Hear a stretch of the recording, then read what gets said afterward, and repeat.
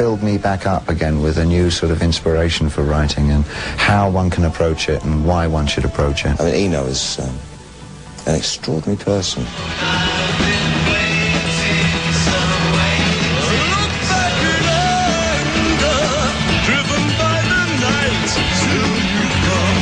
Eno and I came up with what we call planned accidents. We'd put two pretty solid statements together and it would inevitably produce a third piece of information. And that's what you listen for. And when you take that third piece and you start playing around with that. I am a DJ, I am what I play. Can't turn around, Me, being a diehard David Bowie fan, just because his approach to music has always been so amazing. You know, as a songwriter he's phenomenal, as a singer he's phenomenal, but also the fact that stylistically and aesthetically he's always been remarkable. You know, in the mid-70s when everyone else had was making prog rock and doing like 20-minute guitar solos, he's in Berlin making really cool electronic disco. You know, he knew what was going on before anyone else knew what was going on. It's pretty impressive. That's what people should do. They should follow their real gut love of what they do, you know. There's nothing more, I think, embarrassing than watching somebody who doesn't love what they do but does it because they believe that's the way they're going to be loved in this huge ephemeral way by the masses or something. Would you describe yourself as fearless that way then? Because you've never done that. Not really. I mean, everything I do with great trepidation. That's absolutely untrue. No, I don't do that. No, I think every time I do something new, I just pretend I don't have any audience whatsoever, so that I'm totally free of any expectations from anybody. I kind of go in like that, and when I've done it, then I get trepidatious. Then I go, ooh, I shouldn't have done this. Nobody's going to like this at all. I know, I'll do a really arty album cover, then they'll like it. There must be a tendency when you lock onto something that's fairly successful to almost fall into a formula. That's why I've always fought against that, and I've never done that, and I really see no reason to start now. I create something out of my enthusiasms at that particular moment. I get re-enthused by something else, and suddenly I don't see that anymore, and I'm over here. And that's the way I am. I've got a very short attention span. No attention span whatsoever. Not many of us have kind of got to this age and still be working in popular, or rather rock music. So there are some decisions to be made by some of us. One of the major ones is that do we continue in a sort of a Sinatra-type fashion and carry the baggage of our past with us? Or do we do something that prohibits that? And for me, I choose the latter course.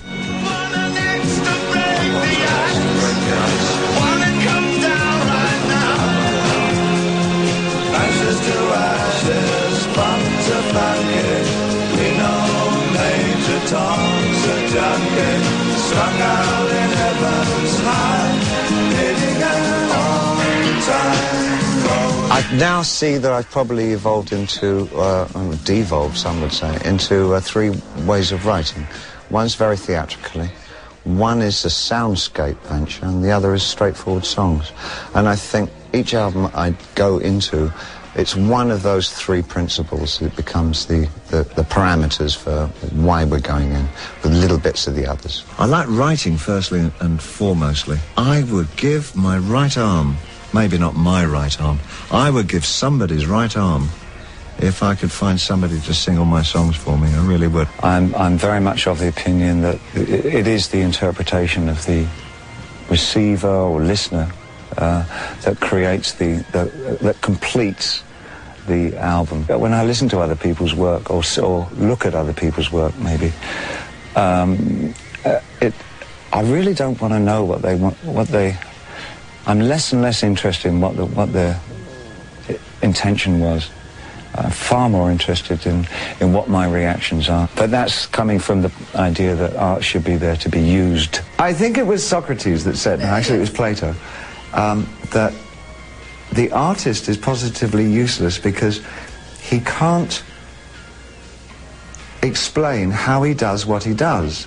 Therefore, why should anybody take any notice of what his subject matter is? Because if he can't even explain how he does what he does, why should we put any faith in his actual statements when they do come out?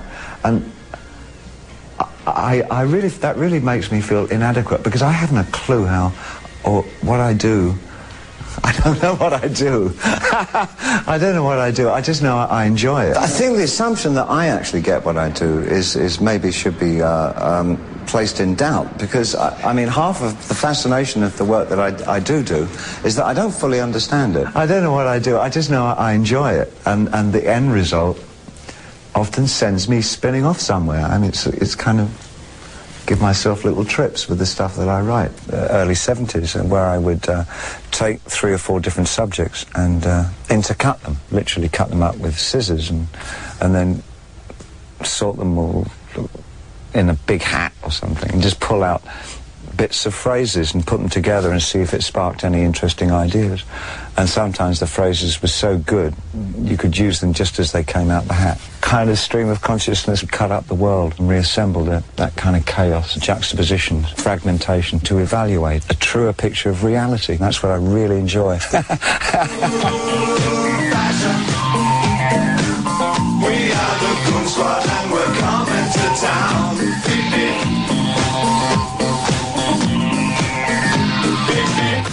It's all about fashion in England. I can't tell you. It's all about the trousers. What did Bailey say about fashion? It was never about the clothes.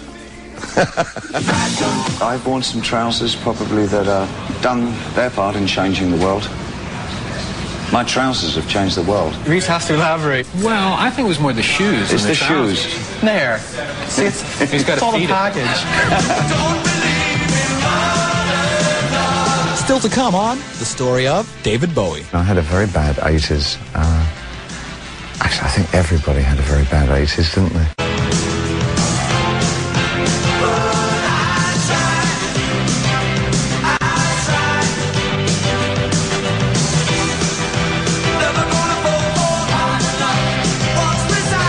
One can be tempted to glide along, you know, which is not a good thing. You know, I had a very bad 80s. Actually, I think everybody had a very bad 80s, didn't they? I particularly did. Specifically from around 84 through till late 88. Those 4 years, in fact. Which is, actually, looking back on my career, I was pretty lucky. I mean, that wasn't so bad. I know artists that have been through much rougher periods.